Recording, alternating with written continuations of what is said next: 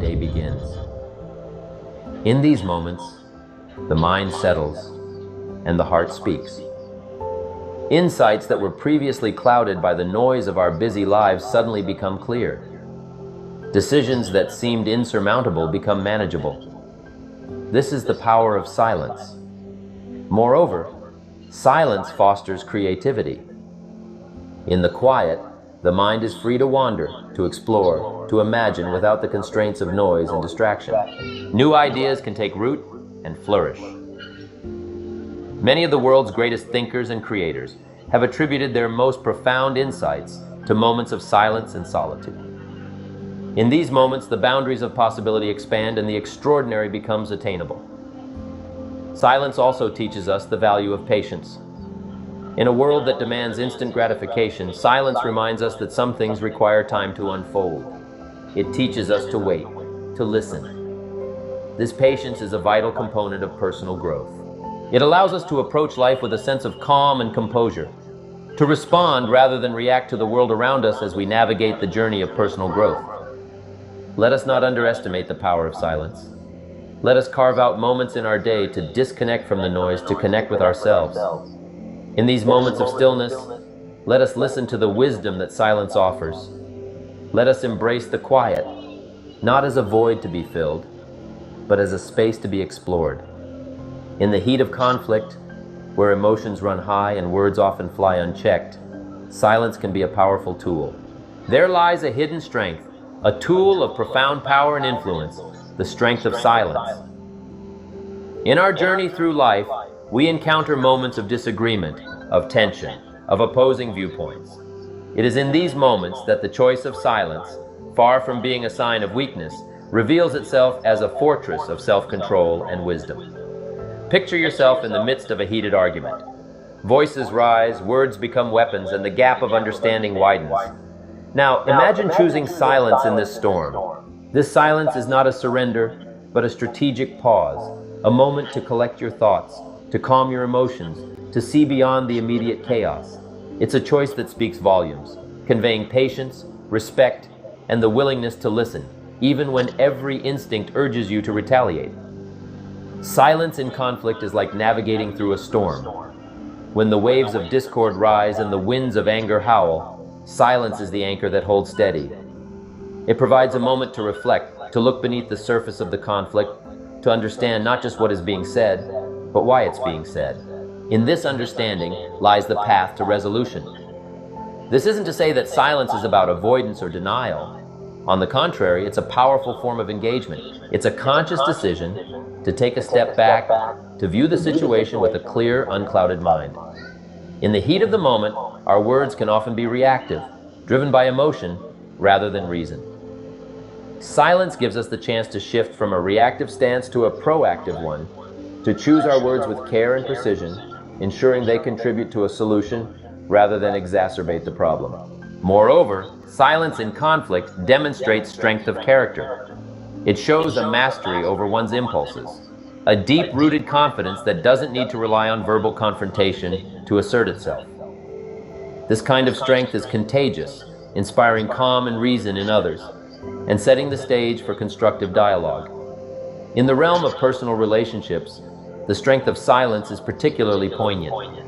It's easy to let anger or frustration dictate our words, but it takes true courage to choose silence, to give space for emotions to settle, for perspectives to shift. In this space, we open the door to empathy, to understanding, to seeing things from the other person's point of view. We allow for the possibility that there might be more to the story than our own perspective. Silence also teaches us humility, a crucial component in resolving conflict. It reminds us that we don't always have all the answers, that our viewpoint is not the only one. It encourages us to listen, to learn, and to grow. In doing so, we often find that the differences that seem insurmountable are in fact bridges to deeper understanding and connection. As we navigate through life, let us embrace the strength of silence in times of conflict. Let us use it not as a shield to hide behind, but as a tool to build bridges. Let us remember that in the midst of turmoil, the ability to remain calm and composed, to listen before we speak, is invaluable. Friends, success leaves clues, and one big clue is this. The most successful people are often quiet. They're too busy doing to talk about it. They know real power comes from a mix of quiet thought and bold action. Think of a seed. You plant it, give it what it needs, then step back and let it grow. But once it starts sprouting, you keep working, watering, nurturing, protecting it. That's how you should approach your goals. Quietly plan and act boldly. The world isn't set in stone, it's shaped by your beliefs. If you think opportunities are scarce, they will be. But if you see challenges as opportunities, you'll find a way. Fear often stops us from acting. It lies and tells us we can't succeed. But when you ignore fear and act as if you have nothing to lose, you unlock real growth. Great leaders and innovators were quiet doers, not loud talkers. They succeeded because they acted despite the odds. You don't need to change the world, but you should change your own world by embracing silent, fearless action. Start now. Be silent, listen to your heart, and act on what you hear. You have nothing to lose but your potential. Your job, relationships, and possessions are just roles you play. They're not who you are. You are the dreamer and doer within you. Now embrace your silence and work hard on yourself. You can make a fortune. If you would have known me at age 25, you would have said, Jim Rohn's a hard worker. If you'd have known me, you'd have said that I'm the guy who doesn't mind coming a little bit early and staying a little bit late. I don't mind that. You'd have said, well, Jim Rohn's a hard worker. But why did he have pennies in his pocket, nothing in the bank, and behind on his promises? I changed. I turned my life around. Is it possible to become worth millions? Speaking economically now, there are a lot of values to become, but let's just talk economics. Is it possible to become that valuable? The answer is of course. Of course. Let me give you the secret. Learn to work harder on yourself than you do on your job. Once I got that, it turned my life around. Learn to work harder on yourself than you do on your job. Well, I was a hard worker, but I was working hard on my job, not on myself. I'm telling you, if you'll learn that simple little principle and start the process today, the latest tomorrow. I'll give you tonight to think it over. It's an investment in your future. Work hard on yourself and develop the skills. Work hard on yourself and develop the graces, all of the stuff necessary to become more valuable to the marketplace. I'm telling you, your whole life can explode into change, promotions, no problem, becoming more valuable to the company. I'll tell you, no problem money, no problem economics, no problem future, no problem if you just go to work on the right thing. Don't try to change. Of course it is. All you have to do to earn more money in the same time is to become more valuable. America is unique. It's a ladder to climb, starting at the bottom. What about $4 an hour? Somebody might say, shouldn't it be $5? Well, maybe if you're going to stay at the bottom for the rest of your life, but that's a pitiful way to live. The scenario of life is to start and become more valuable. Now, why would we pay somebody only $4 an hour? They're not very valuable to the marketplace. So how do you get more money? You become more valuable. You can't get rich by demand. You can't wait for a raise. It's easier to climb than to wait for a raise. Why not become more valuable instead of waiting? That's the key to all good things. Becoming more valuable. To practice silence and act as if nothing bothers you, follow these steps. Find small silences. In our noisy world, carve out brief moments of quiet. It could be 5 minutes each morning, a quiet walk at lunch, or turning off electronics before bed. Use these times to connect with your thoughts and feelings. This silence helps you gain clarity and hear your true desires. Take small, bold actions. Start with small acts of courage. Speak up in meetings, try a new hobby, or have a tough conversation you've been avoiding. Each small step builds your confidence and prepares you for bigger challenges. Surround yourself with quiet achievers. You become like the people you spend time with. Seek out those who work quietly and effectively. Their example will inspire and guide you. Redefine failure. See failure as part of the journey, not the end. Every successful person has failed many times. Learn from your failures and use them as stepping stones to success. Practice gratitude. Appreciate what you have. Gratitude shifts your perspective, making you more willing to take risks because you understand that you have much to lose only if you don't take action. Focus on growth, not just goals. Concentrate on improving each day rather than just hitting specific goals. Growth allows you to see every action as an opportunity and every setback as a lesson. Practice mindfulness. Be fully present and aware of your thoughts and feelings without judgment. Mindfulness helps you recognize and manage fear, keeping you focused on what truly matters.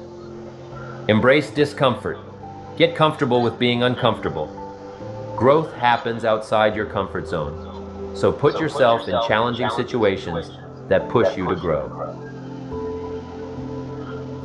Cultivate self-trust. Trust your instincts and abilities. Keep promises to yourself and face fears to build confidence. The more you trust yourself, the more boldly you'll act. Remember your why. Understand that acting as if you have nothing to lose is about living fully and becoming your best self. Keep your purpose in mind to stay motivated when challenges arise. This practice of silence and fearless action is a lifelong journey. You'll have days when you excel, and others when you struggle. Focus on progress, not perfection. Each moment of silence and each brave action contributes to becoming your true self. The power to create the life you want is within you. Embrace silence, act boldly, and seize this moment. The world awaits your unique contribution, so listen to your inner voice and let it guide you. The future belongs to those who believe in their dreams and pursue them with courage and quiet strength. Will you be one of them? The choice is yours. I believe in your potential. Remember, success is not just about reaching a destination. It's about who you become along the way. It's about the habits you develop, the character you build, the lives you touch. Every silent moment of reflection, every bold action you take is shaping you into the person you're meant to be. Success is not something you pursue. It's like chasing a butterfly, you can't quite catch it. Success is something you attract by becoming an attractive person, embracing silence and fearless action, a call to transform. I won't pretend it's going to be easy. Anything worth pursuing rarely is. You will face obstacles and make mistakes, but remember, these challenges are opportunities. They are chances to learn, grow, and become stronger. Every success story started with a single step. Your journey of 1,000 miles begins now, with your decision to embrace silence and act fearlessly. You might be wondering, what if I fail? Let me share a truth about failure. Failure is not the opposite of success. It is part of it. Each setback, mistake, or failure is simply feedback. Information that helps you adjust your course and improve. In fact, if you're not failing, you're probably not pushing yourself hard enough. Playing it safe may feel comfortable, but in the long run, it's the riskiest choice you can make. The world keeps moving forward, and if you stand still, you risk falling behind. So, address your view of failure. Instead of avoiding it, embrace it as a necessary part of your journey. Learn from it, and keep moving forward. Feeling fear is natural when we tackle something significant, but it's in these moments that we must find the courage to push ahead. Here's a strategy that helped me. Confront your fears and act despite them. Courage isn't the absence of fear, it's acting despite being afraid. Each time you face your fears, you weaken them and gain strength, wisdom, and confidence. I've faced my fair share of fears and doubts. There were times when I doubted myself, moments when doubt almost suffocated my dreams. But I learned to ask myself, what's the worst that can happen? Most times, the worst wasn't as bad as I imagined. And even when it was, I realized that not trying, not giving my dreams a chance, was a bigger risk than failing. So how do we put this into practice in our lives? Begin by acknowledging your fears, not as adversaries, but as indicators guiding you towards growth. Then take small, steady steps to confront them. It could be speaking up in a meeting, sharing your ideas with a colleague, or tackling a challenging project. With each step, you'll notice your fears weakening and your confidence growing. And when doubt creeps in, challenge it. Hold on to the belief in your vision and past successes, no matter how minor. Remember, every great achievement starts with a courageous first step. Every great achievement starts with a decision to stop waiting and start doing. Embrace silence and act as if you have nothing to lose. You have the power to make that decision and change your life. When you embrace silence and act boldly, you don't just change your own life, you become a beacon for others. Your courage and drive will shine through, showing people what's possible and inspiring them to take action. Useless things. At the end of the day, you'll be exhausted and accomplish nothing. The most powerful tool in the world is you, a pen, and a piece of paper. This is the greatest wealth creator in the world. The second C is the C of competence. The C of competence is very simple. You can only earn a lot of money if you're very good at what you do. One of the most important things you do is break down your work into skills. You say, what are the most important skills I need to have to be successful? Recruiting is a very important skill. Training is an important skill. Managing and motivating are important skills. Leading and supervising are important skills. So what you do is think, what are the skills that I will need to be in the top 10% of my field? You don't have to be in the top 1%, just be in the top 10%. There are no successful people who are not good at what they do. They are good at what they do because they work at it all the time. Whether you're in sports or music or chess or anything else, there's a wonderful study that basically said, studying the most successful people, these people spend 4 more hours becoming good at what they do than average people. Other people don't do it. Everybody has natural abilities, but the ones who use those abilities transform themselves by really working hard at becoming good one skill at a time. This is another thing that's really important. Don't try to be good at everything, because what happens is you just break down, overwhelm yourself, and give up. You say, oh, I tried that before. I had an experience which I'll pass on to you. When I was a young man in my 20s, I was in sales and cold calling sales, knocking on doors every day. I was making 1 or 2 sales a week. I was living in a little rooming house with a bed and a floor and a little bathroom. I was struggling. I could tell you within $1 how much money I had in my world at that time, because it was less than $1. I'd get up at 5 or 6 o'clock in the morning, and by 8 o'clock in the morning I'd be waiting when people came to work. I would knock on doors, office doors and business doors all day long. In the evenings I'd go out and knock on homes and apartments, making call after call after call. I made hundreds of calls with no sales. The first year I made more than 20,000 calls and only made a few sales, just enough to survive. Then one day I asked a question, which I'm going to help you with. I said, of all the skills, what's holding me back more than anything else? The answer was closing the sale. I couldn't get people to make a decision. So I made a decision. I still remember the time, date, and place in my little rooming house when I decided I was going to learn how to become very good at closing sales. I began to read everything I could find. I sent away for books. I did everything I could find to study the psychology, techniques, and methods of closing sales. In 1 year, my income went up 10 times and changed my life forever. The third C is the C of concentration. These are not necessarily in order. The C of concentration is your ability to focus, which we've talked about before. It's your ability to focus single-mindedly on one thing at a time and to work on that one task until it's complete. Discipline yourself not to do anything else or to become distracted by emails, bells, bips, and noises. It's just your ability to focus like a laser beam on a single task. Start and finish your most important task. Number 4 is constraints. Between where you are today and where you want to be in the future, there is always one constraint or choke point that determines the speed at which you get from here to there. That's the constraint. The art of life is to identify the constraints that are holding you back from achieving the goal you want to achieve.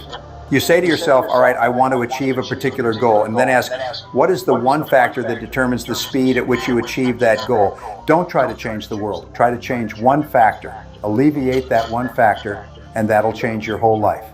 It's unbelievable. Number 5 is continuous learning and development.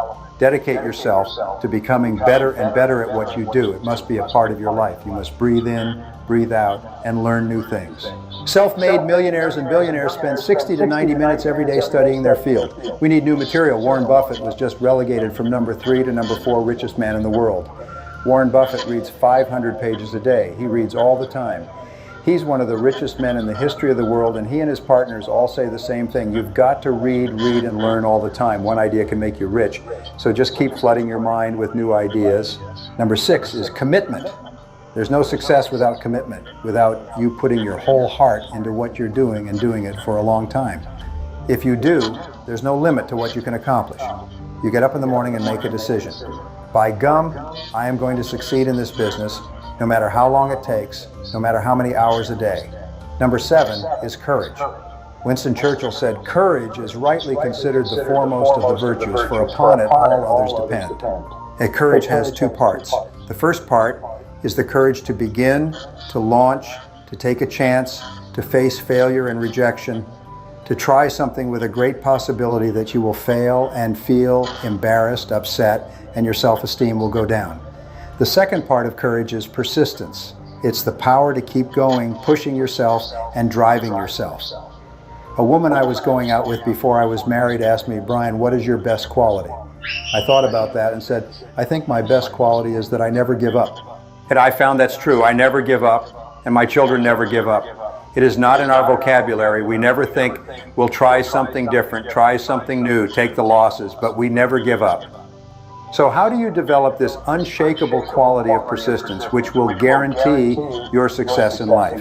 Nothing can stop you if you don't quit. If you don't quit, then the only alternative is you must succeed, and eventually you must succeed greatly. The great rule is you become what you think about, and you become what you say to yourself. So say to yourself these magic words, "I never give up." If you never give up, my promise to you, my guarantee to you, is that you are going to be an enormous success in the months and years ahead. I hope you are. Remember that if you want to change, take action now. Patience, persistence, and perspiration make an unbeatable combination for success.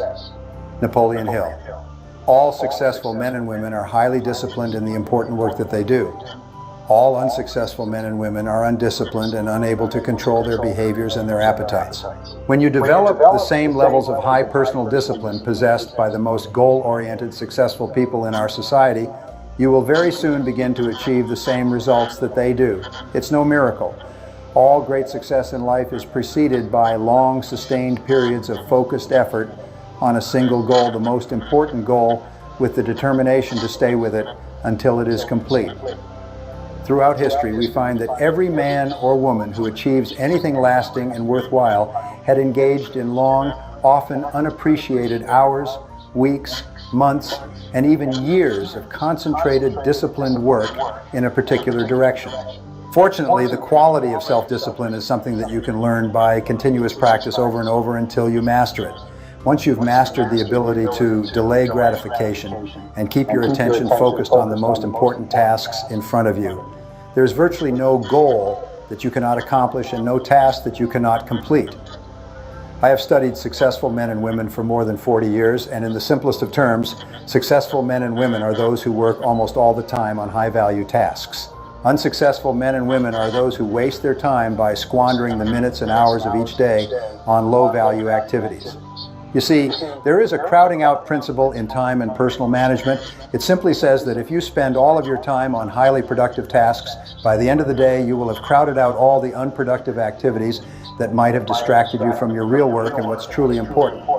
On the other hand, if you spend your time on low-value activities, the reverse happens. Those low-value activities will crowd out the time you need to complete the tasks that can make all the difference in your life.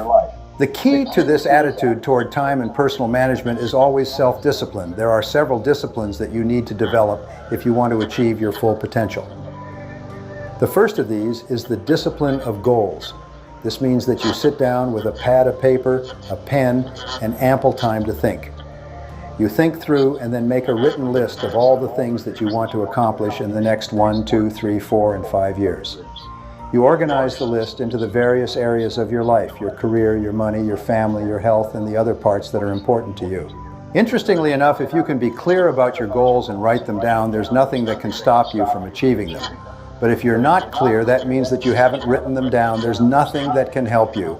You set priorities among your goals and rewrite your list so that your most important goals are at the top. You then take a separate sheet of paper and make a list of all the things that you can think of doing right now to move you toward the attainment of your most important goals. Fully 97% of adult Americans are trying to live their lives without clear, specific written goals. This is the same as setting off across an unknown country without a roadmap. You may get somewhere eventually, but it will take you much longer, and it's far more likely that you will get lost and waste an enormous amount of time than if you planned your trip carefully with a roadmap and full information about the future terrain before you started out. The second discipline you need to develop for success is the discipline of planning. Many people think that they are too busy to plan or they don't give themselves enough time to plan. You will save 10 minutes in execution for every minute that you invest in planning. You will get a 1,000% return on your time investment by taking the time to think through in advance what you are going to do in the hours and days ahead. Churchill said, "Courage is rightly considered the foremost of the virtues, for upon it all others depend." You need large amounts of self-discipline to deal courageously with all the fear-inducing events of your life. The fact is that everyone is afraid, and usually of many things. This is normal and natural. Often fear is necessary to preserve life, prevent injury, and guard against financial mistakes. So, if everyone is afraid, what is the difference between the brave person and the coward? The only difference is that the brave person disciplines himself to confront, deal with, and act in spite of the fear. In contrast, the coward allows himself to be dominated and controlled by the fear. Someone once said that with regard to warfare, although it applies to any situation, the difference between the hero and the coward is that the hero sticks in there 5 minutes longer. Fortunately, all fears are learned. No one is born with fears. Fears can therefore be unlearned by practicing self-discipline repeatedly with regard to fear until it goes away. By affirming, repeat the words, "I can do it," emphatically whenever you feel afraid for any reason. You can cancel the feeling of "I can't." Every time you repeat the words, "I can do it," with conviction, you override your fear and increase your confidence. By repeating this affirmation over and over again, you can eventually build your courage and confidence to the point where you are unafraid. Today, in a world where an infinite number of distractions are just a few clicks or swipes away on a smartphone, staying focused at work is more challenging than ever before. Follow these 5 useful tips if you would like to become more focused and productive. Chapter 1. Limit online interruptions. When used correctly, the internet can be an incredibly powerful tool in the workplace. However, it can also become a bottomless pit of distractions that drain your time minute by minute. With so many jobs requiring you to spend part of your day working online, simply unplugging your Wi-Fi isn't an option for many people.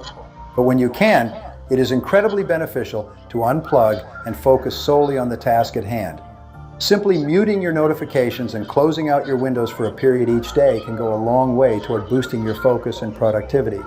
If going offline isn't an option for you, consider using add-ons that block social media sites and other time-wasting sites. 2. Create a designated time for meetings. Meetings and conferences are obviously an important part of the workday for many professionals. If you've ever been focused on completing a task only to have your motivation and productivity derailed by a meeting, then you know how disruptive these meetings can be. Since meetings can tend to interrupt focus and progress, it's much better to schedule all of your meetings at a designated time rather than allowing them to continually interrupt your work at random intervals throughout the day. Similar to blocking off time for meetings, a third focus tip is to schedule daily focus hours. It really takes time to get into a groove of focusing all of your attention and effort on a single task. In many cases, you won't start doing your best work on a task until you have had the chance to sit down and focus on it for an extended period. This means that even one interruption to your progress can force you to start the process of honing in on a task and getting into the most productive groove all over again. In the same way that meetings are able to interrupt focus, anything that draws your attention away from your work or even a brief period of time can end up having a serious impact on your productivity. Scheduling daily focus hours, where you isolate yourself entirely from distractions and focus only on a single important task, can be a powerful way to ensure that you're able to get into the flow of your work and produce results without interruption. 3. Set time limits for tasks. Few things are more motivating than a deadline, even when you set the deadline for yourself. Simply placing a limit on how long it should take you to complete a task can provide you with a sense of urgency and give the task a feeling of importance that you might not have otherwise felt about the task at hand. 4. Take short breaks. Taking breaks from work to improve your focus and productivity may sound counterintuitive. It is true that breaks can interrupt your progress just like a meeting or other distractions might. However, when scheduled properly, short breaks from work can provide you with a mental refresh that allows you to reset your focus and approach the task again with a renewed sense of motivation. Few people can work an entire 8 hours without stopping and be expected to do their best work the entire way. You can certainly force yourself to power through without taking any breaks, but doing so often causes more harm than good. Rather than spending so much time focused on a task that your mind begins to tire or grow bored, schedule short breaks throughout the day to re-energize and reset your focus. These breaks can be as simple as a quick walk outside for a breath of fresh air or a trip to the water cooler for a cup of water. Just a few minutes away from work is typically all that is required to hit the mental reset button. Well, there is no real limit to how much better a person who really commits to getting better can get. Just try to be the best you can be. Never cease trying to be the best you can be. That's in your power. Because you are the architect of your destiny. You are the master of your fate. Every person is unique, with a combination of talents and inclinations that makes them different from anyone else. Finding the special situation that can most benefit from your unique capabilities is key to making your greatest contribution and enjoying the greatest rewards, both tangible and intangible. In every study of success and self-confidence, in every situation where a person enjoys high levels of self-esteem, self-respect, and personal pride, we find that they all have one thing in common, and that one thing is that each achieving man or woman is in the right place at the right time, doing exactly the work that he or she is uniquely qualified to do. Not only are these people the happiest and highest performing men and women in our society, but you personally will never be truly happy and truly satisfied until you take your rightful place among them. As Emerson said, "The power which resides in man is new in nature, and none but he knows what that is which he can do, nor does he know until he has tried." Thomas Edison said, "If we all did the things we are capable of doing, we would literally astound ourselves." Within you right now is the power to do things you never dreamed possible, and this power becomes available to you just as soon as you can change your beliefs. Your limits are determined solely by your own beliefs and your own confidence in what you think is possible for you. Visualize and think about yourself as you would ideally like to be, not just as you are. A good technique for building self-confidence is the use of positive visualization. The more emotion with which you visualize, the faster the visualization will emerge in your reality. There are 4 parts of visualization that you can learn and practice to assure that you use this incredible power to its best advantage all the days of your life. The first aspect of visualization is called frequency. This refers to the number of times that you visualize a particular goal as achieved or of yourself performing in an excellent way in a particular event or circumstance. Repeat a clear mental picture of your very best performance or result. The more rapidly it will appear as part of your reality. The second element of visualization is the duration of the mental image. It's the length of time that you can hold the picture in your mind each time you replay it. When you deeply relax, you can often hold a mental picture of yourself performing at your best for several seconds and then longer for several minutes. The longer you can hold your mental picture, the more deeply it will be impressed into your subconscious mind, and the more rapidly it will express itself in your subsequent performance. The third element of visualization is vividness. There seems to be a direct relationship between how clearly you can see your desired goal or result in your mind and how quickly it comes into your reality. This element of visualization is what explains the powers of the law of attraction and the law of correspondence. The vividness of your desire directly determines how quickly it materializes in the world around you. Now, here's an interesting point. When you set a new goal for yourself, your image or picture of this goal will usually be vague and fuzzy. But the more often you write it and review it and repeat it mentally, the clearer it becomes for you. Eventually, it becomes crystal clear. At that point, the goal will suddenly appear in your world exactly as you imagined it. The fourth element of visualization is intensity. It's the amount of emotion that you attach to your visual image. In reality, this is the most important and powerful part of the visualization process. Sometimes, if your emotion is intense enough and your visual image is clear enough, your goal will immediately come true. Of course, the elements of frequency, duration, vividness, and intensity can help you or hurt you. Like nature, the power of visualization is neutral, like a two-edged sword. It can cut in either direction. It can either make you a success or make you a failure. Visualization brings you whatever you vividly and intensely imagine, whether good or bad. Continually feed your mind with clear, exciting, emotional pictures. Remember, your imagination is your preview of life's coming attractions.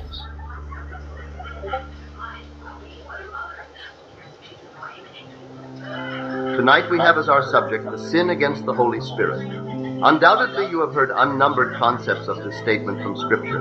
The most common interpretation is the violation of the sex act. But that is not my picture, not as it has been revealed to me. As I told you, the Bible is not something you can open up and read as you would a novel. It is a building on 3 levels. As you are told, a 3-fold cord is not quickly broken. I personally cannot conceive that you will violate and blaspheme against the Holy Spirit. I will give you my reason for it afterwards. So if I can comfort you, may I tell you, don't be anxious, that you will simply sin. Yes, we all sin every moment of time, but all sins are forgiven. All blasphemies are forgiven. The only blasphemy that cannot be forgiven is that against the Holy Spirit, as told in Matthew 12, Mark 3, and Luke 2. I find in the book of Luke a more advanced development of the theme than I do in Matthew and Mark. Mark is the earliest revelation of this theme. That which follows in the book of Luke gave me my cue. He made the statement that blasphemy against the Holy Spirit is not forgiven. Luke 12:8. You will think you are reading an entirely different chapter on a different theme. Then it goes right into this statement.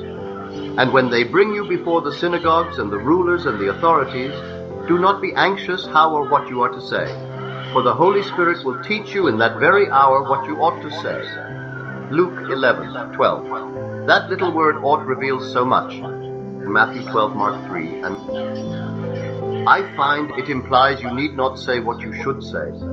The Holy Spirit will teach you in that very hour what you ought to say, and that is the crux of the whole thing. Man is free, and because he is free, he need not say what he should say. So he will teach you in that very hour what you ought to say. First of all, you must understand what a synagogue is. It is a gathering, a community called by Jehovah. We think a synagogue is built with human hands, but the synagogue in the true sense of the word is a place of worship, a place of instruction. And the only worship in the synagogue is the reading of Scripture, the Word of God. That little word, no getting down and saying prayers. And they read from the book, from the law of God clearly, and they gave the sense so that the people understood the readings. Nehemiah 8:8. Here, for almost 2,000 years, in the most populous of our Christian denominations, they read it in Latin, in a tongue not understood by anyone in the congregation. We are warned to read from the book, the law of God clearly, and they gave sense, so that the people understood the readings. Were I in France and spoke only English, I could not go to any church and hear anyone who read to me in French. You would have to read to me in the English tongue and with understanding, that I may understand. Here is the Word of God.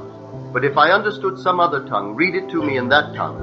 Read it with the sense so that I may understand it. This is the story all over the world. We will take one little passage and we do not understand it and we criticize others. It has nothing to do with things taking place in the outer world. It is all about you. Before we go into this statement, let me show you the difference between Jesus and the Christ, for the whole thing is about the Christ, God clearly, and so that the connection between Jesus and the Christ is not that of a historical figure and some metaphysical entity, but that of a visible history condensed into a few years, and the history that is continuously unfolded throughout the ages, a history that is known as the history of salvation. Christ is divine history, inwoven in every child born of woman, every being. And when it reaches maturity in you in one short interval of time, that condensed amount of time, just a few years, the whole thing unfolds. It is all about you. Go into this statement. But may I tell you, only a few will believe it. The entire divine history of God, inwoven in man like a seed, matures through the ages. All the pains and violence, everything in the world. And suddenly what you heard about another begins to awaken in you. It will come out petal by petal. The whole thing flowers in you and you are he. That is the story. Now why do I not believe that you could ever sin against the Holy Spirit? I will tell you.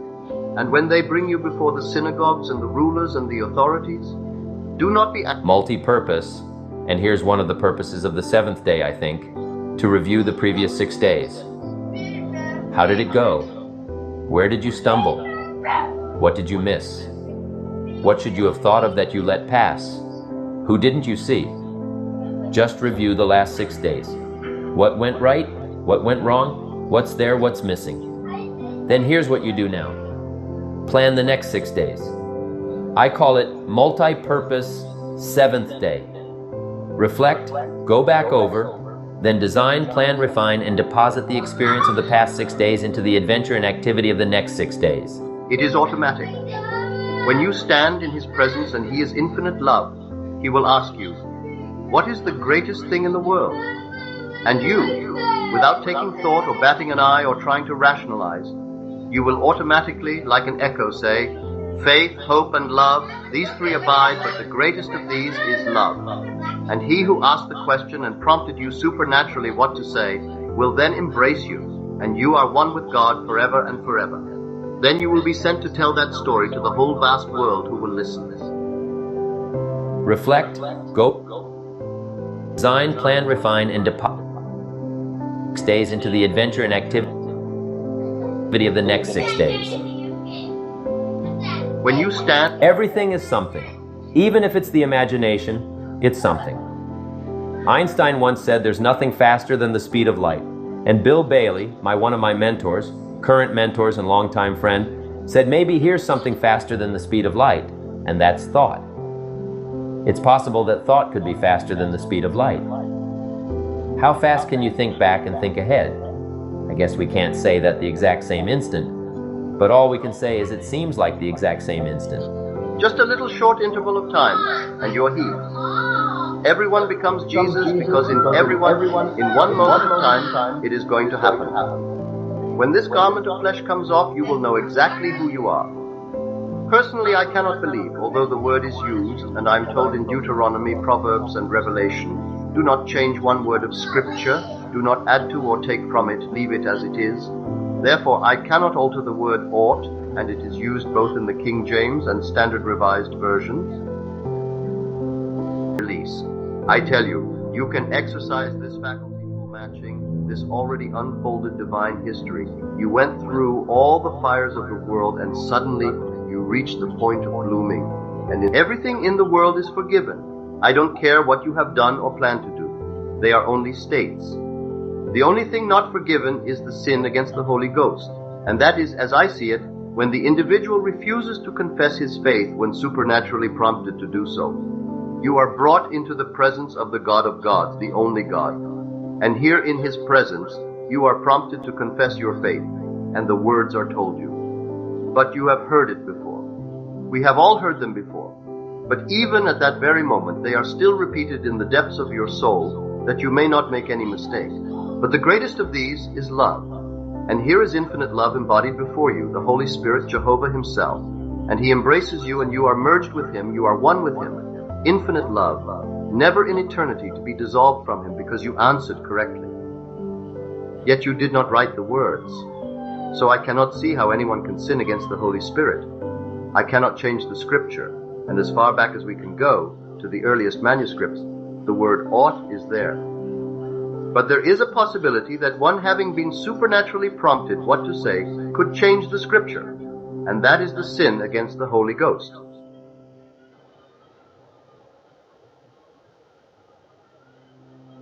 Develop these 5 abilities in your personal development quest to be the best you can be and produce all you can, far more than you need for yourself and your family. That's your philosophy. And if that's what you want to do, something extraordinary, it's possible to live an extraordinary life. Number 1, develop the ability to absorb, the ability to get everything. I don't know what all you've planned here, but be in every class you possibly can. Just stay as long as you can. We're going to take enough breaks, I think, to make it easy for everybody. We all recognize the mind can only absorb what the seat can endure. I want you to know we are mindful of that. But the key is not to be careless in the gathering of knowledge, not to be casual in the ideas that could double your health, triple your income, accelerate your career, secure your fortune, amplify your harvest. So don't be careless in the gathering of ideas. Absorb everyone you possibly can. Number 2, develop the ability to respond. Let life touch you. Let the stories touch you. Let the drama touch you. 12 months ago, I was in India. I lectured in 4 major cities in India. That was like my 4th visit to India once again. I was touched by the drama of such extremes of poverty and wealth. If I was given the assignment, Mr. Owen, see what you can do with India, I would say, what could I do? What could I do? Where would you start? Let the drama of that affect you, make you more sober in your reflections about life. And then say a prayer that what you couldn't do by yourself, maybe a collection of people can do. Maybe the future will find some answers. A prayer would help. Let life touch you, but don't let it kill you. Let sad things make you sad. Let happy things make you happy. Don't shrug off always those times of bitterness that come and sadness that comes. And your heart is struck like a bullet hits it. I'm not saying give in to it. I'm saying let it affect you, because that's part of the drama. The old prophet said there's a time to laugh and there's a time to cry.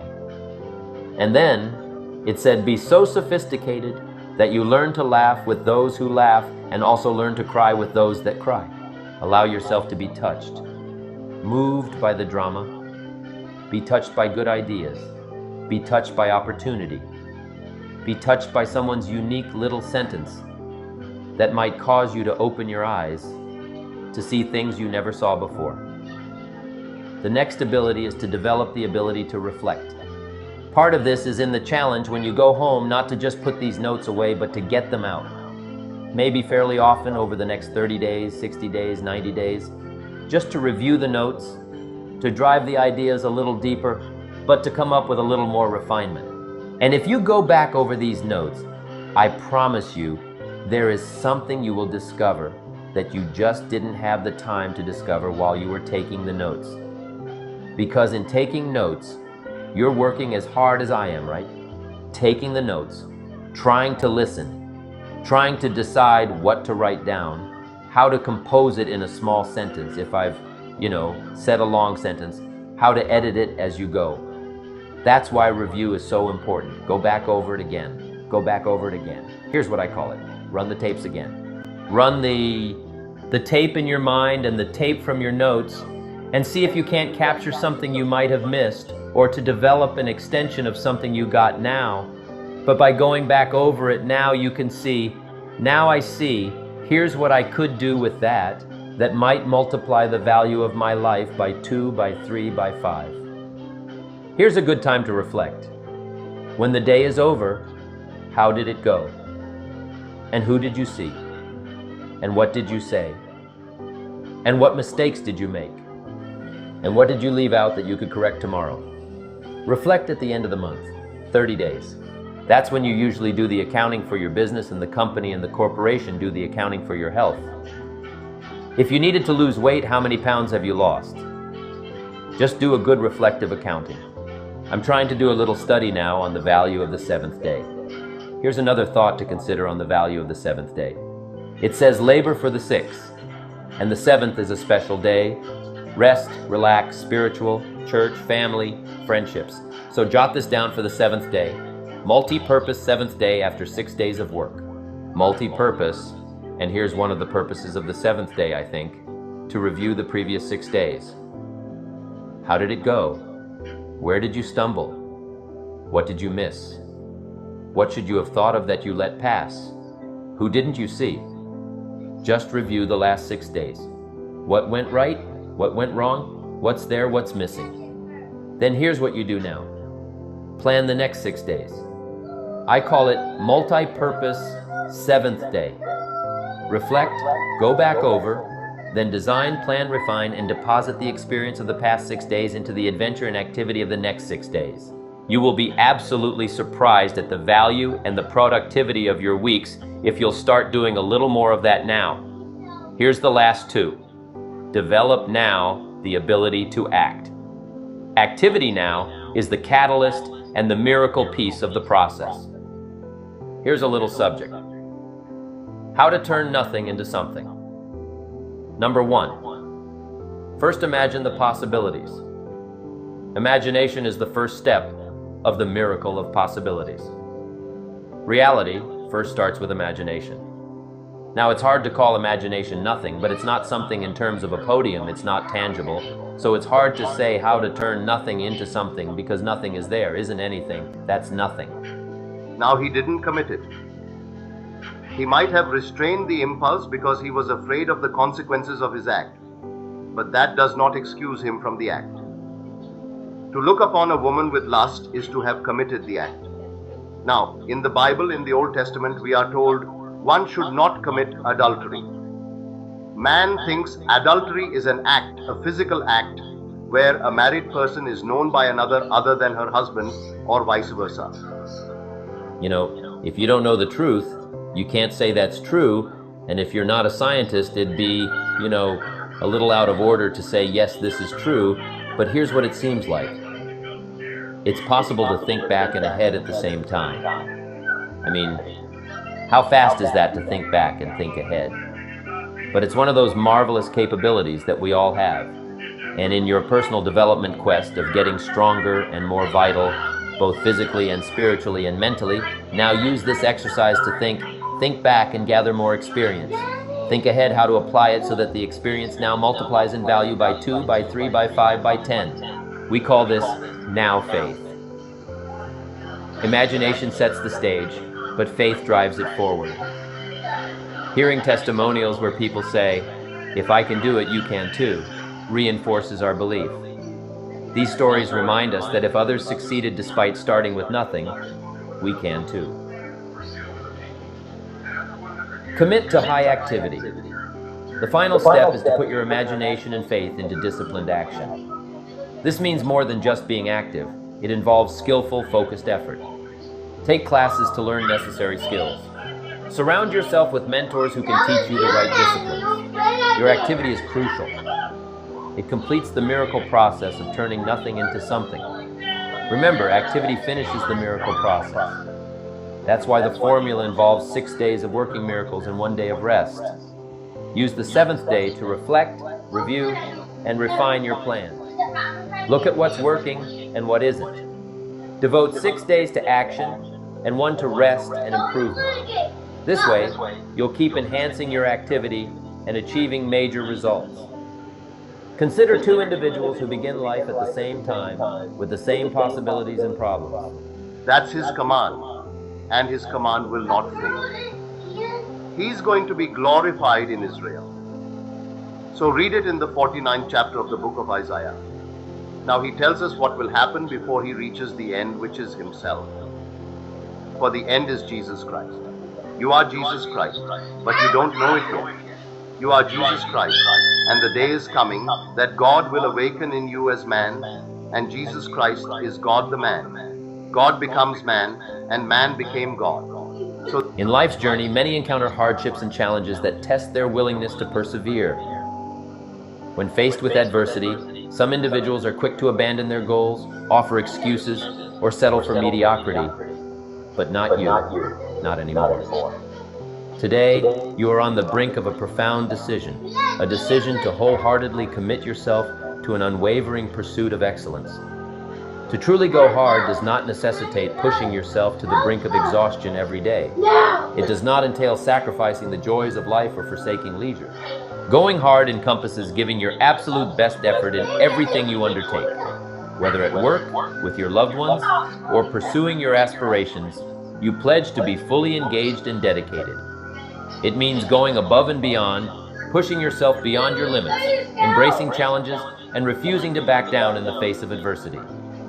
Setbacks are inevitable on the path to success, but rather than viewing these moments as defeats, you perceive them as opportunities for a triumphant comeback.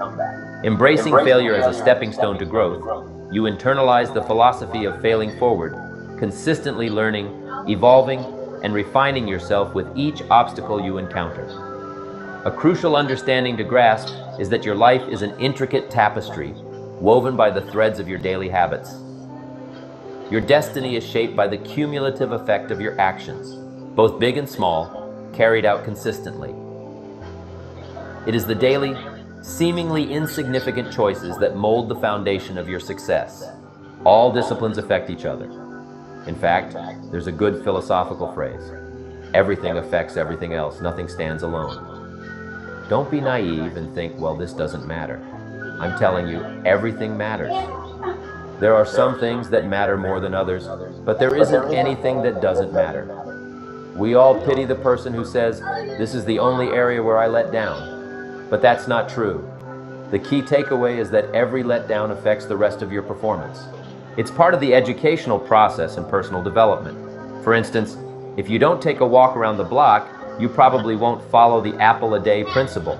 If you don't consistently do small things like building your library, keeping a journal, or managing your money wisely, it accumulates over time.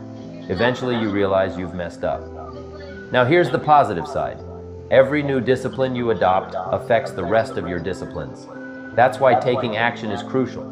Even the smallest action matters. When you accomplish something and see the value it brings, it inspires you to take the next step. Walking around the block might lead you to get an apple, which might inspire you to read a book, keep a journal, and develop new skills. All disciplines are interconnected, and every new one sets off a chain reaction. Remember, the key is to diminish any lack and establish new positive habits. By doing so, you'll kickstart a whole new life process. Here's the greatest value of discipline: self-worth and self-esteem. People teach self-esteem these days, but they often fail to connect it to disciplines. Even the slightest lack of discipline can erode our psyche. One of the greatest temptations is to ease up just a little bit. Instead of doing our best, we settle for doing slightly less than our best. But this has consequences beyond sales. It affects our consciousness and philosophy. In the smallest ways, we begin to shape our own philosophy. Neglect starts as an infection. If left unchecked, it becomes a disease. One neglect leads to another, and the worst part is that neglect diminishes our self-worth, self-confidence, and self-value. How can you regain self-respect? You don't need to attend 29 classes. Start with the smallest discipline that aligns with your philosophy. Say to yourself, I should, I could, and I will. Don't let neglect accumulate. Otherwise, you'll find yourself making excuses 6 years from now instead of celebrating progress. That's the key to discipline. Let's involve kids in small disciplines. One more, then another, and another. But I cannot redeem myself no matter how wisely I use the law. Redemption comes only by the act of God. Divine mercy steps beyond this fabulous world of horror, really, and raises me and redeems me in the body of Jesus. I am redeemed in his body. I am one with him. Standing here tonight to tell you I am one with his body, it seems so stupid, for I respond to the name Neville. If you call me Neville, I will answer. If you called me Jesus when I walked the street, I wouldn't answer. If you said Jesus Christ, I might be curious, but I would not think you mean me.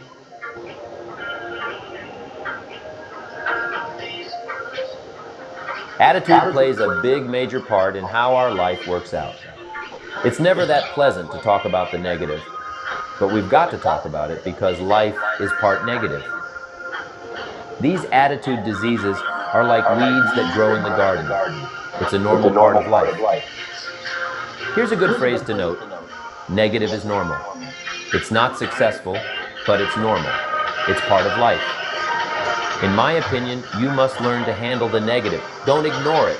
Handle it. Now, I know some people teach the other way and listen to them and listen to me and then make up your own mind, right? Don't be a follower, be a student. But I say you've got to handle the negative. You don't have to live in it, you don't have to dwell on it, but you do have to handle it. I know some people teach, just turn your head real quick and say, there's no weeds, just no weeds, they'll take your garden. So you've got to handle the negative. Negative is normal, it's a part of the human experience and all of our experiences. All of us have the same experience, the negative side of life. In addition, negative is not to be ignored. Negative is very real. As soon as you plant a garden, the busy bugs and noxious weeds are out to take it all. We have two things going for us in our human experience. Here's one, opportunity. And here's number two, the threat to the opportunity. So we deal with both of these twin scenarios in life, opportunity and the threat. I know some people teach differently, but listen to them and listen to me and make up your own mind. Guard your mind in order to prevent negative attitude, negative thought from getting into your mind and controlling your mind. Remember that negative is to be mastered or conquered. That's part of the life experience. This twin scenario of the life experience is unique, negative and positive. In fact, we could probably get into quite a philosophical discussion if we wanted to. Would there be positive without negative? Here's the best I've been able to come up with. It doesn't seem like it. That's about the best I can come up with. Here's what it seems like.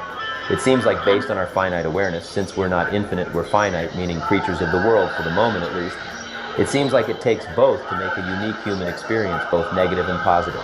In fact, one suggests the other. Would there be life without death? It doesn't seem like it. What makes life valuable? Somebody once asked me if I had a good description of life, and I said, yes, I think I do. Life is the struggle to keep death at a respectable distance. Death seems to want to move in prematurely, and get us. So, to have a good, long, flourishing life, what do you have to do? Push back, push back, push back, push back. Now, if you don't push it back, it pushes you back. There's a push-shove going on here, and it's this negative-positive stuff. Would there be light without darkness? It doesn't seem like it. One suggests the other.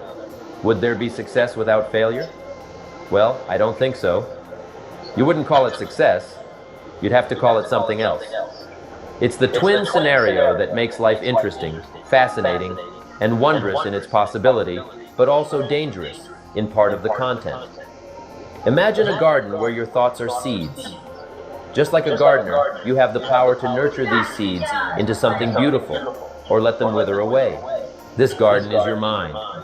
Today, let's discuss transforming it into a sanctuary of success. You all know, my friends, every great achievement in history began with a simple idea. These ideas, like seeds, have the potential to grow into something magnificent. But it all starts with the soil, your mindset. A mindset geared towards success is where ideas sprout, grow, and flourish. How do we create this fertile ground? It begins with belief in yourself, your dreams, and the possibility of achieving them. It's about seeing opportunity in challenges and lessons and setbacks. Each morning, affirm to yourself, today I take one more step towards my dreams. As we go through these ideas together, remember this. Getting your mind right for success isn't just about thinking happy thoughts. It's about changing how you see life altogether.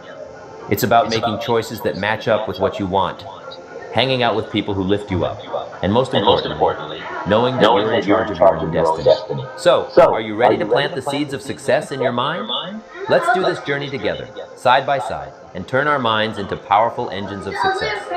Let's not just dream about a better future. Let's make it happen. Step 1. Starting to think positively is as easy as taking one step at a time. Decide to see the world not just as it is, but as it could be. Picture yourself as a sculptor. Every thought you have shapes your life. The cool thing? You're the one with the tools. You have the power to sculpt your life into something amazing. Think about your usual day, from the moment you wake up to when you go to sleep. Every moment is full of choices. How you see these moments, how you handle them. That's where having a positive attitude matters. It's like looking at a glass of water. You can see it as half empty or half full. That choice, that way of looking at it, changes everything. Positive thinking isn't about ignoring life's problems, it's about facing them with the right mindset. When you come across a challenge, you can let it beat you, or you can see it as a chance to get stronger. It's about saying, I might not control what happens, but I do control how I react. That's what a positive mindset is all about. Let's talk about gratitude, which is like giving sunshine to your soul. Instead of wishing for what you lack, it's about appreciating what you have. Start your day by listing 3 things you're thankful for, even if they're as simple as a sunny day or a cup of coffee. This practice sets a positive tone for the day. Additionally, surround yourself with positive influences. Just like a mirror reflects its surroundings, you absorb the energy of those around you. So choose people who uplift and inspire you, as their positivity will help shape your mindset.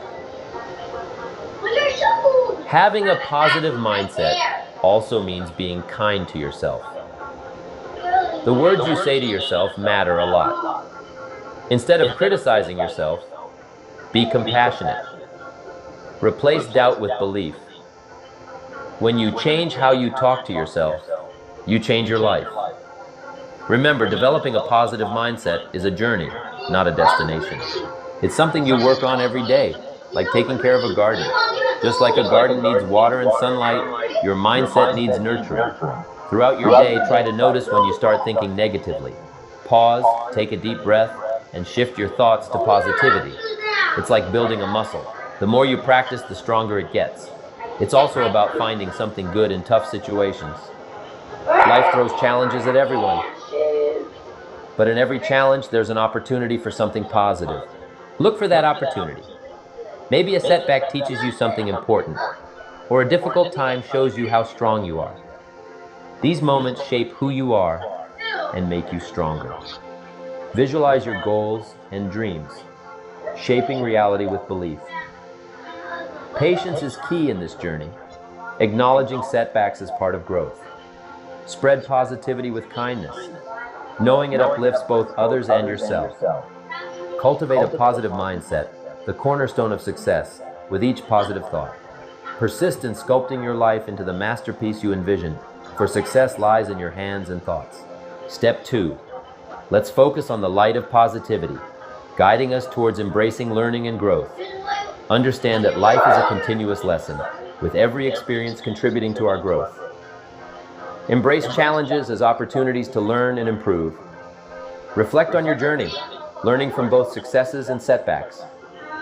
Each experience is a piece of the puzzle shaping your life. Ask yourself, what can I learn from this,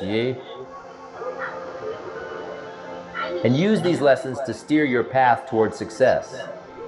Remember, growth involves both action and reflection, guiding you towards a future aligned with your aspirations. Remember to value the people around us. Each person holds unique wisdom and lessons that can enrich our journey to success. Listening to their stories and experiences adds valuable insights to our path. However, personal growth is not solely reliant on external sources. It's also about self-discovery. It involves asking tough questions, being honest with ourselves, and recognizing our strengths and weaknesses. Self-awareness is crucial for growth. Moreover, let's celebrate every victory, no matter how small. Acknowledging our achievements keeps us motivated and reminds us of our progress. Learning and growing means being able to adapt to change. It's about staying open to new ideas and opportunities, and not letting change overwhelm us. Just like tending to a growing tree, we need to be patient with our own growth. Every effort we make brings us closer to our goals.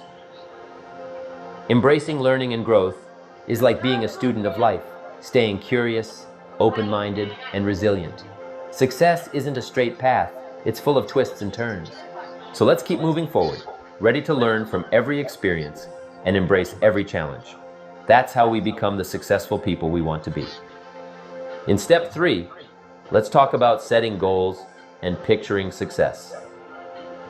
It's about making a plan for our dreams, using what we've learned and grown. Setting goals is like making a map, and visualizing success is like having a compass to guide you.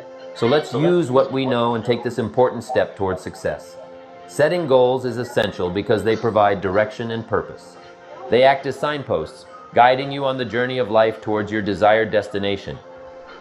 Without goals, you may drift aimlessly like a leaf blown by the wind. However, with clear goals, you take control of your path, acting as the captain of your ship, steering intentionally towards your goals. Setting effective goals involves more than simply stating a desire for success. It requires specificity. Consider it akin to planning a trip. You wouldn't just declare, "I'm going somewhere." Instead, you'd meticulously plan your destination, route, and activities. Apply the same approach to goal setting. Ensure your goals are clear, measurable, and attainable. They should ignite your passion and resonate with your deepest aspirations. Setting goals is just the start of your journey to success. Visualizing your success is the next step. When you vividly picture achieving your goals, you're using a powerful tool embraced by athletes and achievers worldwide. Visualization primes your mind to seize opportunities and fuels your inner motivation. It's vital to align your actions with your goals, ensuring each step moves you closer to success. Flexibility is key. The path may not be linear, but adaptability ensures progress. Remember, goal setting and visualization are ongoing processes, evolving with your growth. Keep your goals clear, celebrate milestones, and stay committed to your vision.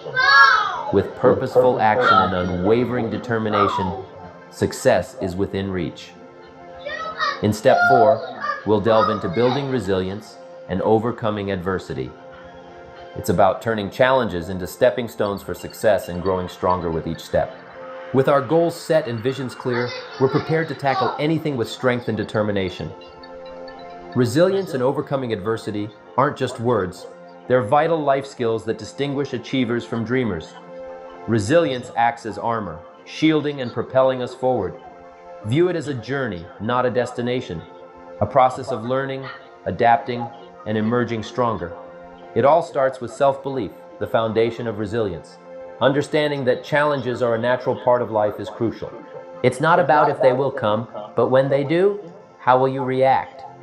Will you let them knock you down, or will you see them as opportunities to grow stronger? Perspective is key here. Viewing challenges as chances to learn changes everything. It turns setbacks into comebacks. To build resilience, emotional intelligence is vital. Managing your feelings, understanding them, and using them wisely is essential.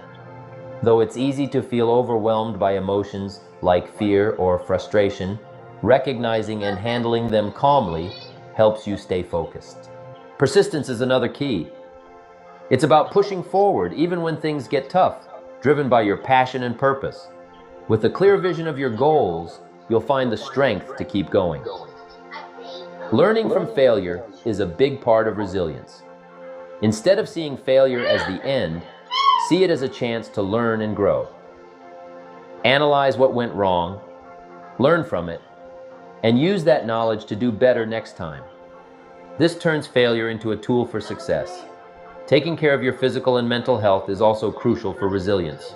Regular exercise, eating well, enough sleep, and practices like meditation can really help. A healthy body and mind are your best defenses against tough times. Resilience is also about seeking and giving support. Surround yourself with people who support you and be there for others too. Sometimes, just a few words of encouragement can make a big difference. And don't forget to celebrate your victories, no matter how small. Every time you overcome a challenge, take a moment to pat yourself on the back. This boosts your confidence and reminds you of your strength. In summary, building resilience and overcoming adversity are key steps towards success. They make you stronger and better prepared for whatever life throws your way. As we move on to nurturing relationships and networking, remember that the resilience we've built not only helps us personally, but also strengthens our connections with others. Step 5 is all about nurturing relationships and networking. Success isn't just about you, it's about the connections you make. Picture a tree. It stands tall because of its strong roots spreading in all directions. Similarly, our success is rooted in the relationships we build. These connections offer support, wisdom, and opportunities we couldn't achieve alone. Nurturing relationships means more than just making connections. It's about building genuine bonds. It's about investing time to understand and appreciate others, valuing what they bring to your life, and giving back. Start by being empathetic and listening. Truly hear others, understand their viewpoints, and show genuine interest in their lives. This builds trust and respect, the foundation of strong relationships. Networking isn't just about swapping business cards, it's about forming genuine connections. It's finding common ground, sharing ideas, and embracing different perspectives. These connections open doors to opportunities and collaborations.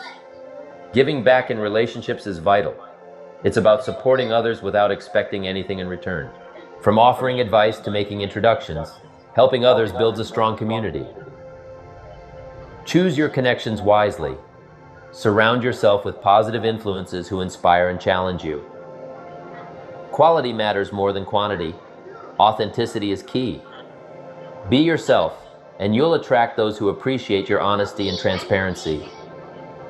Continuously nurturing relationships is vital, much like tending a garden. It involves staying connected, checking in, and being there when needed. showing that you value the bond. Networking and building relationships push you to grow personally. They encourage you to step beyond your comfort zone, meet diverse people, and explore new ideas, enriching both your personal and professional life. Patience is key in networking. Meaningful connections take time to develop, akin to nurturing a seed into a flourishing plant. Over time, these bonds become invaluable assets. While technology aids networking, personal interaction remains unmatched. Social media connects globally, but face-to-face encounters forge deeper connections that virtual platforms can't replicate. Let's also emphasize the importance of diversity in our relationships and networks. Engaging with people from different backgrounds, industries, and cultures broadens our worldview. It challenges our assumptions, introduces us to fresh ideas, and sparks creativity. Embracing diversity enriches our relationships, offering a wealth of knowledge and perspectives. As we nurture these relationships, let's maintain balance. It's vital to strike a healthy equilibrium between our professional and personal lives. Relationships should enrich our lives, not consume them. Setting boundaries and taking time for ourselves ensures a well-rounded life, leading to more fulfilling connections and success. Additionally, remember that relationships thrive on reciprocity. Being generous with our time, knowledge, and resources fosters a cycle of mutual benefit. Success often relies on teamwork, with our support network lifting us higher and offering invaluable guidance and encouragement. In essence, nurturing relationships and networking form the bedrock of a supportive community, fostering learning and growth. Cherish these connections as they guide us through life's twists and turns, offering illumination, guidance, and reminders of our shared humanity. Remember, the value of your network lies not in quantity, but in the quality of connections forged through shared moments of triumph and struggle, and in the exchange of wisdom and encouragement. As you nurture these relationships, you'll discover they not only guide you towards your goals, but also enrich your journey with joy, learning, and shared experiences. As we conclude our exploration of this vital element, let's move forward with a renewed appreciation for the people in our lives. Let's continue to cultivate these relationships with care, understanding that each person adds a unique color to the canvas of our journey. Together, with this rich tapestry of connections, we are better equipped to face challenges, seize opportunities, and turn our dreams into reality.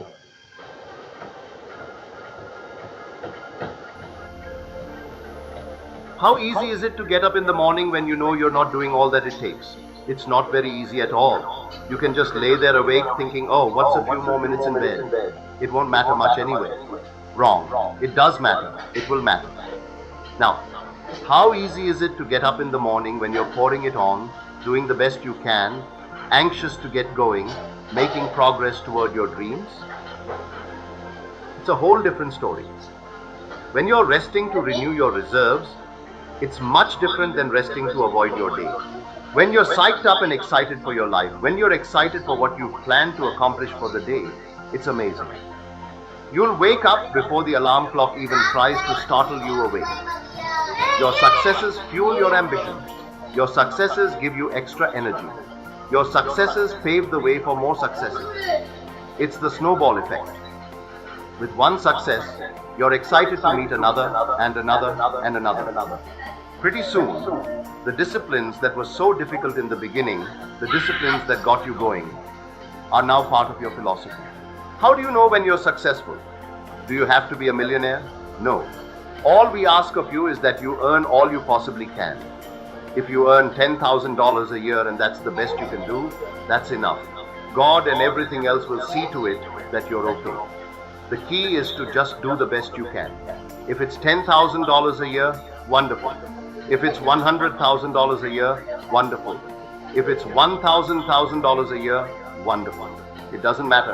$10,000 a year or $1,000 a year, it doesn't matter as long as you've done the best you possibly can. Earn the most you possibly can. Be the most you possibly can. And here's why. The essence of life is growth. The essence of life is growth to do the best you can. And here's what's interesting. Humans are the only life form that will do less than they possibly can. Humans are the only life form that will settle for less. Every other life form, except human beings, strives to its maximum capacity. How tall will a tree grow? Approximately as tall as it possibly can. You never heard of a tree growing half as high as it could? No. Trees don't grow half. Trees send their roots down as deep as possible, stretch their limbs up as high as possible, produce every leaf possible and every fruit possible.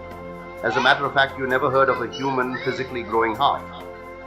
We keep growing until we're done. Now that's a part of life we can't control. It's genetically coded. And that's probably why we keep growing till we're done, because we can't control that part. It's the rest of our growing that we control. The growing of our minds, the expansion of our minds, that we can control. And that's what tends to get away from us. All life forms inherently strive to their max, except human beings. Now, why wouldn't human beings strive to their maximum possibility? Here's why. Because we've been given the dignity of choice. It makes us different than alligators and trees and birds. The dignity of choice makes us different than all other life forms. And here's the choice. To become part of what we could be, enough to get by, or to become all that we can be. My best advice for you is to choose the all. Earn all you can. Make all the friends you can. Read as many books as you can. Develop as many skills as you can. See as much as possible. Do as much as possible. Make as much fortune as possible. Give as much of it away as possible. The max. There's no life like it. I'm telling you, once I got on track, I've never looked back. Pick up the challenge. Go for it. Take the best of the two easies. Take the route of it's easy to get ahead. And it's easy to do all you can. It's easy to succeed. It's easy to have financial freedom. The more you do, the more you get. So the two primary benefits of positive reinforcement are, number one, to build good habits, and number two, to create more energy to fuel your ambitions, your desires, your achievements. How can you isolate what's working for you and what isn't? How can you make sure that you are reinforcing your positive disciplines? Well, if it isn't apparent, easy to see right away. If what you're doing is happening in such small increments that you're not sure if you're on track, then you need to be writing it down. You need to keep a journal anyway. But if you really aren't sure that what you're doing is making measurable progress, you need to keep a written record. You need to write down everything that may be relevant in your day. What you did, who you saw, what you felt, how it may or may not affect you now and in the future. The best way to track your activities of the day is to write them down. The best way to track your activities of the week is to write them down. The best way to analyze your progress through the year is to have written it down. Why? So you can look back on it. Because by keeping a written record of your life, you will be more accountable. By putting into writing the action steps that you have planned, you will easily see what works and what doesn't. Most people just try to get through the day, never writing anything down, never keeping track of their progress along the way, never really knowing if they are doing all they can to reach their goals, to drive their ambition. But gifted people learn to get the day. They don't let a day end without picking up some valuable experience, some emotional content, some idea that may positively affect their future. To get the most from a day, to learn the most from a day, you need to be able to reflect on the day. And how can you reflect on a day unless you record it in history? So that's what I'd like to do in the next few minutes. In the time we've got, I want to share some major things that can help in putting your life together. Things to at least consider. I don't have all the answers on how to do well, but I've got some that I'm using and practicing, and they are working well for me. Let me just share my experience with you, and then you can decide if it's valid for you. Give it a try. If it doesn't make sense, just throw it out. You don't have to buy everything any one person says. Here's the key. Be a student, not a follower. If somebody says, I read this book, should I follow it? The answer is no. Read at least 2 books and make up your own mind. Don't be a follower, be a student. Be independent. Take advice but not orders. Only give yourself orders. Make sure what you finally do is the product of your own conclusion. That's what university is for. To debate all the ideas, not just to buy them all. Debate them all and then decide what's best for you and where to go from there. University is a great place to hear an exchange of ideas on a wide variety of major life topics. That's what it's all about, taking the time to go through it. Now, what I'd like to give you are the 5 major pieces to the life puzzle. If we can study each of the pieces and then put them all together, the chances of everything running well are just a lot better. Mr. Schoff gave me a simple formula when I first met him, and let me share it with you. He said, there's usually about a half dozen things that make 80% of the difference. I thought that was a good formula. I've applied it to a lot of things. There's usually about a half dozen things that make 80% of the difference. There are about a half dozen wealth things, a half dozen health things that can give you the 80% solution to the problem. Then Mr. Schoff said, be a student of those half dozen basic things. Pretty good advice. Success is not about doing extraordinary things.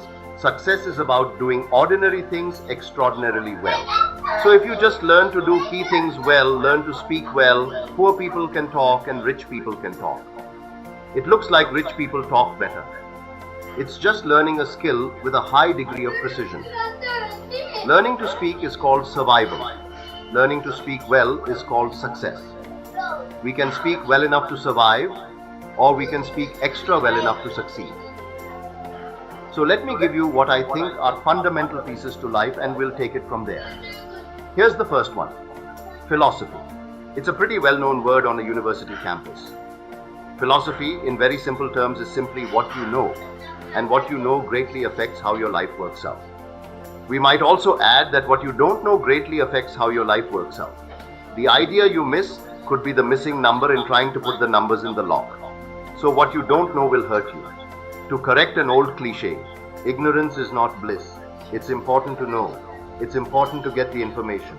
Now we do something very important with what we know. We weigh it.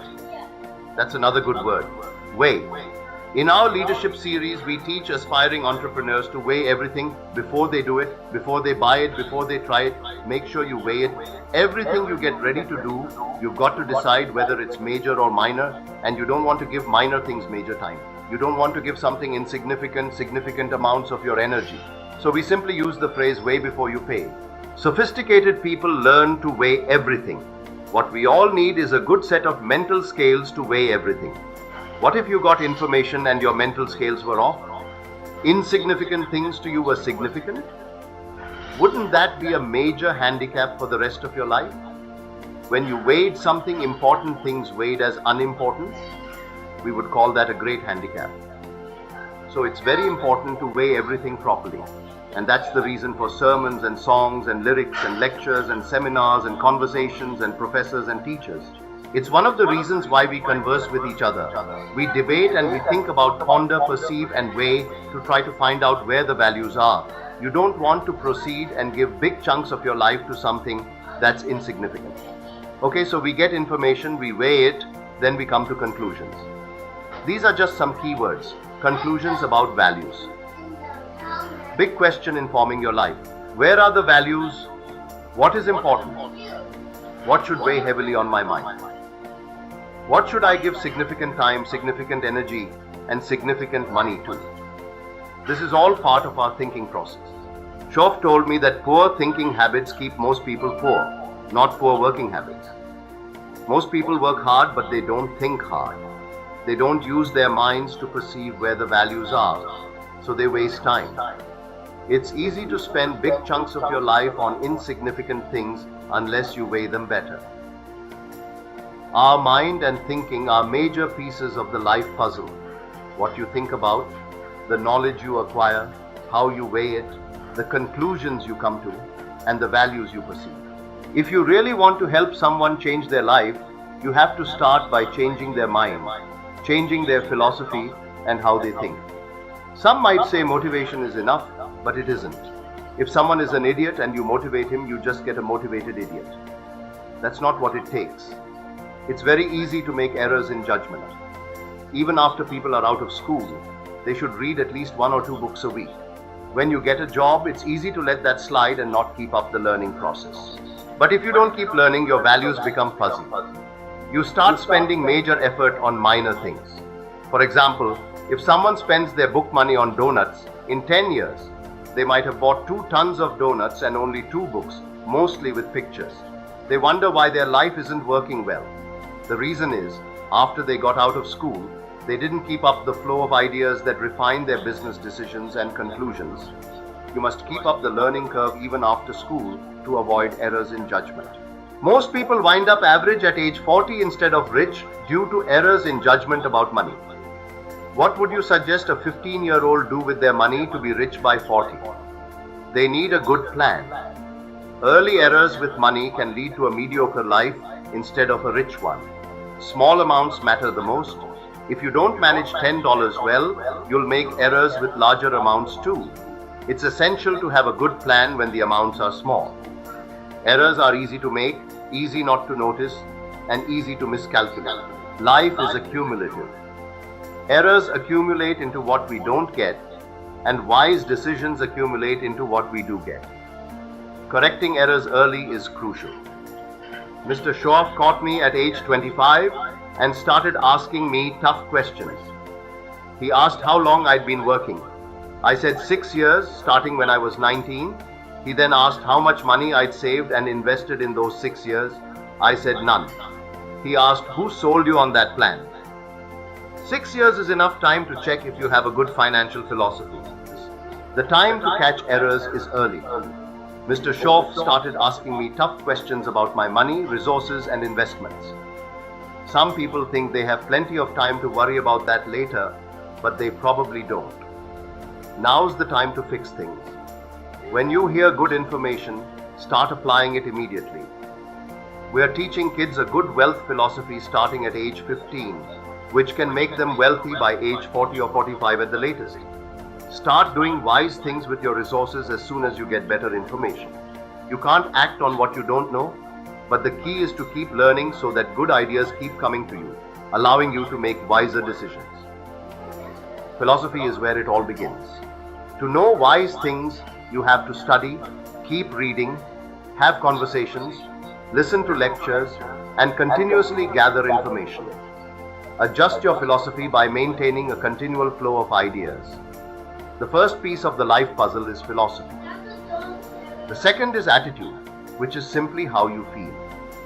Philosophy sets the sail of your life, and attitude takes you there. There are many ways to feel. You can feel good or bad. Consider this attitude. If this is all they pay, I'm not coming early, and I'm not staying late. Such an attitude, if maintained, would greatly affect your life. Contrast it with another attitude. No matter what they pay, I always come early and stay late to invest in my own future. Attitude is a matter of choice, and to make wise choices, we need educated attitudes. Emotions must go to school to learn where the values are. Attitude is determined by how you feel about various aspects of life. The past. Your attitude toward the past influences you.